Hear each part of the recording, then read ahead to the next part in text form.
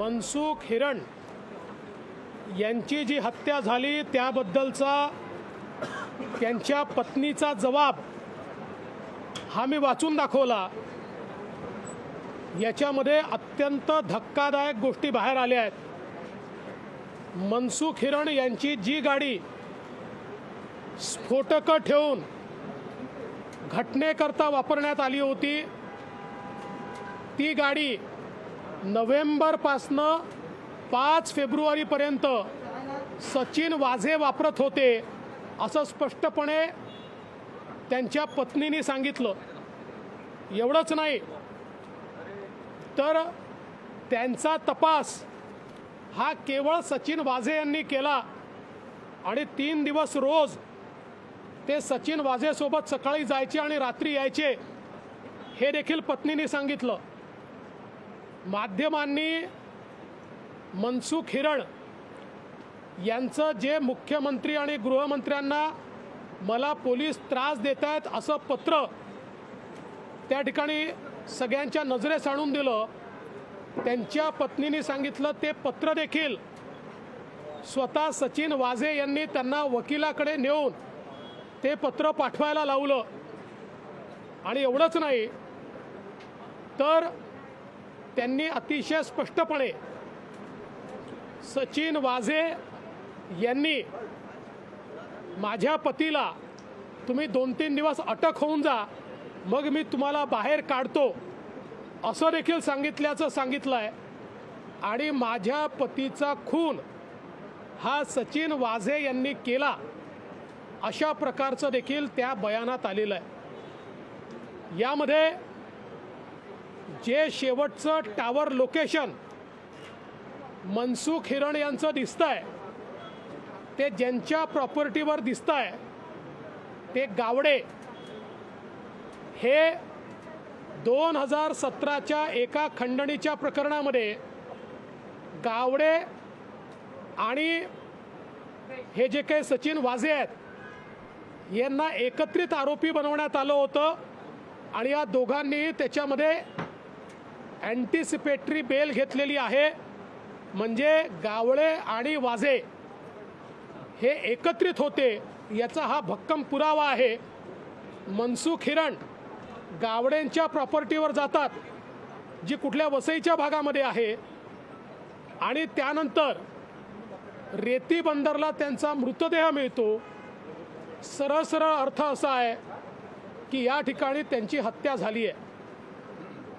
एवढे सगळे भक्कम पुरावे असताना आमची मागणी एवढीच होती की सचिन वाझे हे क्राइम इंटेलिजन्स युनिट मुंबईचे प्रमुख आहेत। ते त्या पदावर असताना त्यांना पुरावे नष्ट करण्याची पूर्ण संधी आहे। सर्व प्रकारचे पुरावे नष्ट करायचे रिसोर्सेस त्यांच्याकडे आहेत आणि ATS जवळ एवढ्या सगळ्या बाबी असताना देखील त्यांना त्या पदावर ठेवून त्यांची चौकशी होऊ शकत नाही। आणि सगळ्यात महत्त्वाचं जी गाडी क्राईममध्ये यूज झाली आहे ती 4 महिने त्यांच्याकडे होती हे त्यांनी लपवलंय। ते मनसुख हिरणला चांगले ओळखत होते हे त्यांनी लपवलंय। हा सगळा जो घटनाक्रम त्यांनी लपवला आहे त्यामुळे 302 ची चौकशी होत राहील पण IPC 201च्या अंतर्गत त्यांना तात्काळ अटक झाली पाहिजे अशा प्रकारची आमची मागणी होती। परंतु आमच्या लक्षात आलं की या ठिकाणी सचिन वाझे यांना जर बाजूला केलं तर अनेक लोक अडचणीत येऊ शकतात, अनेकांची नावं बाहेर येऊ शकतात। आणि म्हणून आम्ही ज्यावेळेस अध्यक्षांकडे बसलो त्यावेळी गृहमंत्र्यांनी कबूल केलं की आम्ही त्यांना हटवतो। नंतर मुख्यमंत्र्यांकडे बैठक झाली आणि त्यानंतर मात्र जे ठरलं आहे त्याच्यावरनं ते बदलले आणि सचिन वाझेला आम्ही साधं त्याच्या पदावरनं देखील सस्पेंड करणं सोडा पण पदावरनं देखील दूर करणार नाही अशा प्रकारची भूमिका या सरकारने घेतली आहे। आमचा स्पष्ट आरोप आहे की या ठिकाणी सरकार त्यांना पाठीशी घालत आहे आणि याचं कारण काय आहे हे देखील शोधण्याची गरज आहे। या संपूर्ण प्रकरणामध्ये हे सरकार स्पॉन्सर्ड प्रकरण होतं का, याच्या पाठीमागे कोण कोण होते, कोणी कोणी कॉन्स्पिरसी केली आणि त्यामुळे सचिन वाझेला बाजूला केलं किंवा त्याला पकडलं, तो कोणाकोणाची नावं सांगेल या भीतीने हे सरकार त्याला पाठीशी घालत आहे. आणि यात अनेक नावं येत आहेत. अँटी एक्स्टॉर्शन स्क्वॅडच्याही एका अधिकाऱ्याचं नाव त्याच्यामध्ये येत आहे. त्यामुळे या संपूर्ण प्रकरणात हे सरकार पूर्णपणे उघडं पडलं आहे.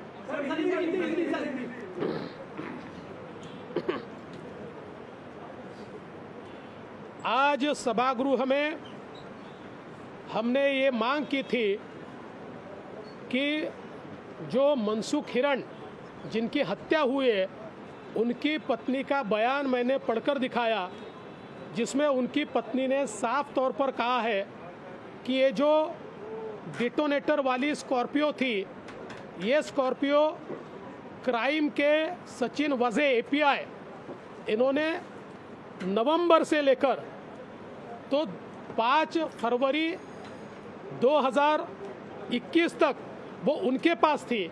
4 महीने उसका इस्तेमाल वो कर रहे थे. ये मनसुख हिरण जो है, इनकी इंक्वायरी भी उन्होंने ही की. उन्होंने ही मनसुख हिरण को एडवोकेट के पास ले जाकर और एक गृह मंत्री के और मुख्यमंत्री के नाम से लेटर दिलवाया कि पुलिस मुझे परेशान कर रही है. और इसके साथ साथ उन्होंने ये भी कहा कि मेरे पति को, उन्होंने सचिन वाजे ने ये कहा था कि आप 3-4 दिन के लिए अरेस्ट हो जाइए, मैं आपको बाहर निकालकर ये सारा मामला समाप्त कर देता हूँ. और इसके साथ साथ उन्होंने स्पष्ट रूप से मेरे पति की हत्या सचिन वाजे ने की, हमारा परिवार सचिन वाजे को पहले से जानता है, ये सारी जानकारी दी है. पहले दिन मैंने जो आरोप लगाया था, वो सारे आरोप अब पुख्ता सबूतों के साथ बाहर आ रहे हैं. इसमें सबसे बड़ा सर्कमस्टांशियल एविडेंस ये है कि मृत्यु के दिन, हत्या के दिन, ये जो मनसुख हिरण जी है, ये घर से निकलते हैं और उनके मोबाइल का आखिरी टावर लोकेशन जिस प्रॉपर्टी पर आता है, वो प्रॉपर्टी एक गावड़े करके व्यक्ति की है. ये गावड़े और सचिन वजे 2017 में एक एक्सटॉर्शन के केस में साथ में थे और दोनों ने साथ में उस केस में एंटीसिपेटरी बेल ली थी. इसका मतलब ये है कि उसके बाद उनकी बॉडी दूसरे दिन मिलती है. तो ये सारे कोइंसिडेंसेस नहीं है, सोची समझी साजिश के तहत ये मनसुख हिरण, इनकी हत्या की गई है. और इसमें सीधे सीधे जो सचिन वाजे उनका हाथ नज़र आता है. और इसलिए हमने ये मांग की थी कि उनको अरेस्ट किया जाए. 201 आईपीसी के तहत पहले उनको अरेस्ट करना पड़ेगा, फिर 302 के तहत होगा. लेकिन ये ध्यान में आया कि सरकार उनको बचाने में लगी है. उनको बचाने के लिए ठाकरे सरकार ने एड़ी चोटी का जोर लगा दिया. मेरे समझ में नहीं आता ऐसी कौन सी जानकारी सचिन वाजे के पास है कि अगर वो बाजू हो जाते हैं और उनको अरेस्ट होती है तो उस जानकारी के कारण कौन कौन तकलीफ में आ सकता है, कौन कौन इस कॉन्स्पिरसी के पीछे है. ये सारी बातें आप सामने आ रही है. और इसलिए हमारा यह आग्रह है कि सचिन वजे, इनको उनके पद से तुरंत हटाया जाना चाहिए. क्राइम इंटेलिजेंस यूनिट के वो प्रमुख है और जब वो मुंबई क्राइम इंटेलिजेंस यूनिट के प्रमुख है, ऐसे समय वो सारे सबूतों को मिटाने के लिए सक्षम है. लेकिन सरकार, मानो उनके घर के व्यक्ति हो सचिन वाजे, इसके लिए उनको बचाने का प्रयास कर रही है. और इसलिए हमने ये मांग की है और आज सभागृह हमने चलने नहीं दिया है. सर, आज 8 वेळा सभागृह तहकूब झालं. सभागृहाच्या कामकाजापेक्षा हा अधिकारी मोठा झालाय का? हेच मला समजत नाही की सभागृहापेक्षा हा अधिकारी एवढा मोठा का. आणि साधे एपीआय आहेत ते, आणि त्यांना वाचवण्याकरता केवढा फोर्स लावला. कधी डेलकरचा मुद्दा समोर आणायचा, कधी अजून कुठला त्या काय नाव त्याचं अन्वय नाईकचा मुद्दा समोर आणायचा. आणि यांना एक गोष्ट लक्षात येत नाही, हे विरोधी पक्षनेत्याला धमकवण्याचा प्रयत्न करतात. अरे हा घाबरणारा विरोधी पक्षनेता आहे का? त्यामुळे या सरकारला मी चेतावणी देतो, तुम्ही आम्हाला घाबरवू शकत नाही. आम्ही सत्य बाहेर आणल्याशिवाय चूप बसणार नाही.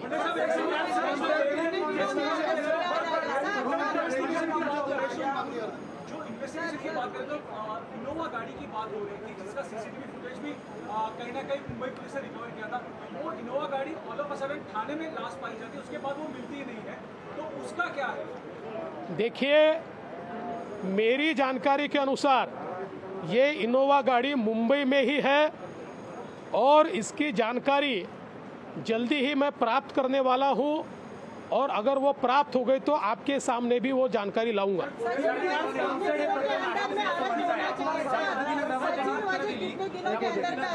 पद्धतीने गृहमंत्र्यांनी उत्तर दिली की जो खासदार जे आहेत त्यांच्यातले त्यांच्याकडे मुद्दा वळवला आणि सगळ्यात महत्त्वाचं म्हणजे ज्याला कुणाला आत्महत्या करायची, कधी कुणी नागपूरला येतं, कधी कुणी मुंबईला येतं, आत्महत्या करणाऱ्यांना महाराष्ट्राच्या पोलिसांचा विश्वास आहे, पण इतर प्रकरणांमध्ये तसं काय होत नाही. खरं म्हणजे आज गृहमंत्र्यांची परिस्थिती फारच वाईट झाली. एक तर पहिल्यांदा त्यांना असं वाटलं की आपण डेलकरचं नाव पुढे करून या ठिकाणी काहीतरी आमच्या जो माहिती आहे असं दाखवून विरोधकांना घाबरवू. पण डेलकरची सुसाईड नोटच मी घेऊन आलो होतो, त्याच्यामुळे त्यांचा तो प्रयत्न त्या ठिकाणी हाणून पाडला गेला. त्यानंतर तर त्यांनी इतकं मजेदार वक्तव्य केलं की पूर्वी महाराष्ट्रामध्ये लोक पर्यटनाकरता यायचे, आता त्यांना अभिमान वाटतो आहे की महाराष्ट्रामध्ये आत्महत्या करण्याकरता लोक येतात. आणि हे सांगताना त्यांना हे देखील भान राहिलं नाही की रायपूर हे मध्य प्रदेशात नाही आहे, रायपूर छत्तीसगडमध्ये आहे, छत्तीसगडमध्ये काँग्रेसचं सरकार आहे, हे देखील त्या ठिकाणी त्यांच्या लक्षात राहिलं नाही. त्यामुळे आज गृहमंत्र्यांनी आपलं हसं करून घेतलं आहे. सर सभागृह चालवण्याची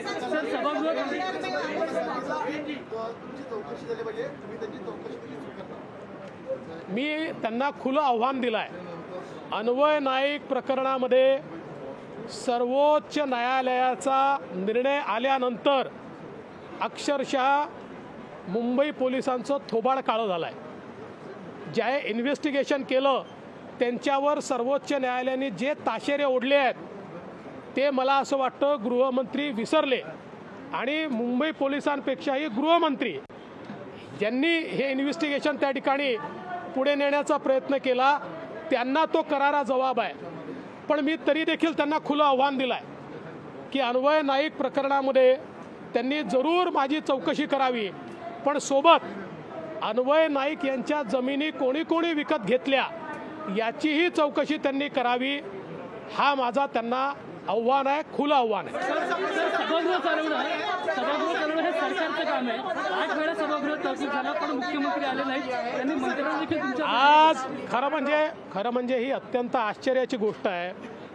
सभागृहामध्ये असं वातावरण होतं त्यावेळेस मुख्यमंत्री येऊन उत्तर देतात, किमान सभागृह शांत करतात, किंवा अध्यक्षांकडे मुख्यमंत्री येतात, तिथे बैठक बोलवली जाते, त्या ठिकाणी चर्चा होते आणि सभागृहाचं कामकाज नीट करण्याचा प्रयत्न होतो. मुख्यमंत्री महोदय हे या ठिकाणी उपस्थित असताना देखील आज सभागृहातही आले नाहीत, अध्यक्षांकडे देखील आलेले नाहीत. किंबहुना जे अध्यक्षांकडे ठरलं ते मुख्यमंत्र्यांकडे जाऊन का बदललं, कोणाला पाठीशी घालण्याचा प्रयत्न ते करतायत, हा आमचा सवाल आहे.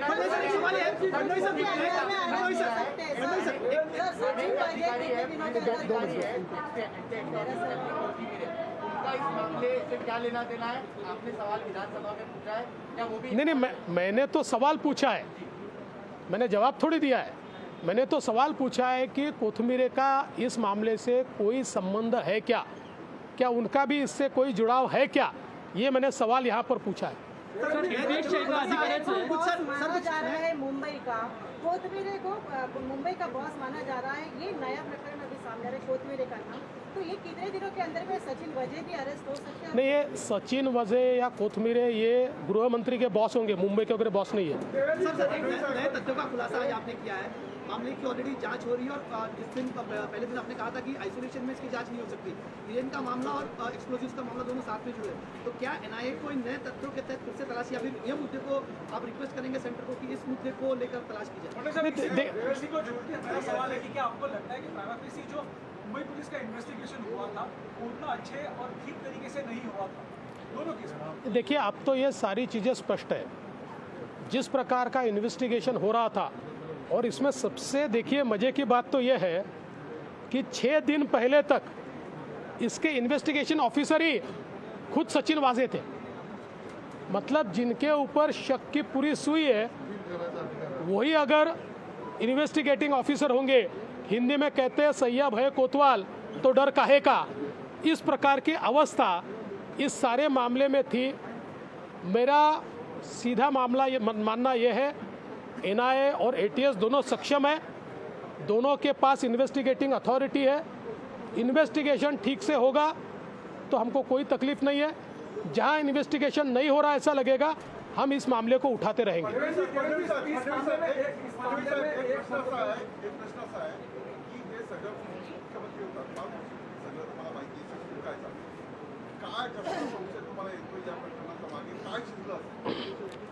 काय शिजलं असेल हे तर कारवाई झाल्यानंतरच कळेल, पण ते काय शिजलं असेल हे बाहेर येऊ नये म्हणूनच कारवाई होत नाही आहे। दुसरं कारण काय आहे, तेवढ्या एका कारणाने खरं काय शिजलं हे बाहेर येऊ नये याकरताच केवळ या ठिकाणी कारवाई होत नाही आहे।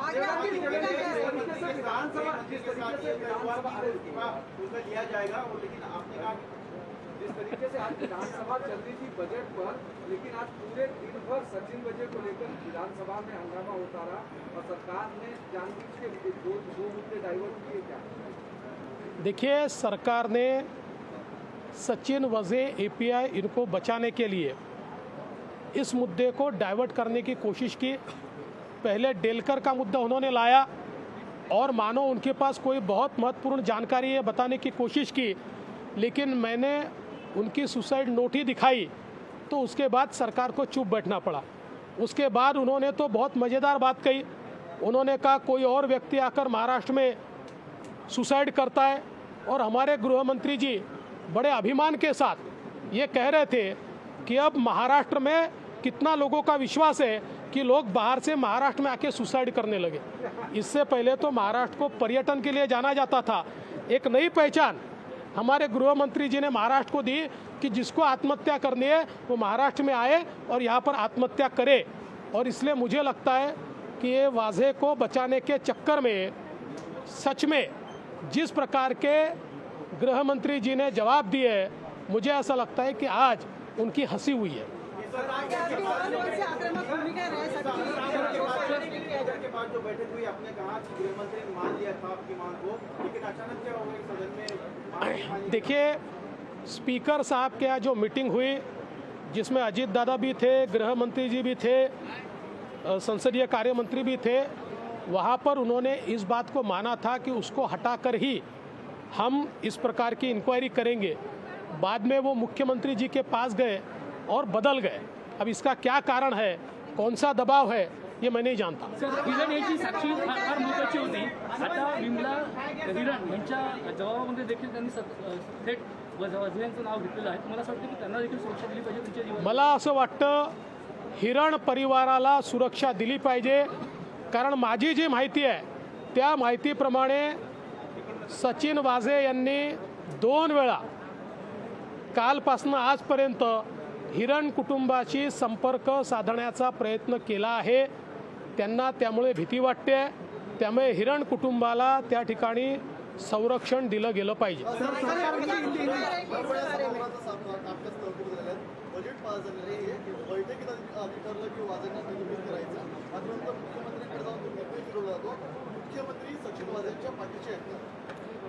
आत्ता तर मुख्यमंत्र्यांसहित हे संपूर्ण सरकार हे सचिन वाजे यांना वाचवण्याकरता पूर्ण ताकद, पूर्ण शक्ती या ठिकाणी लावत आहेत।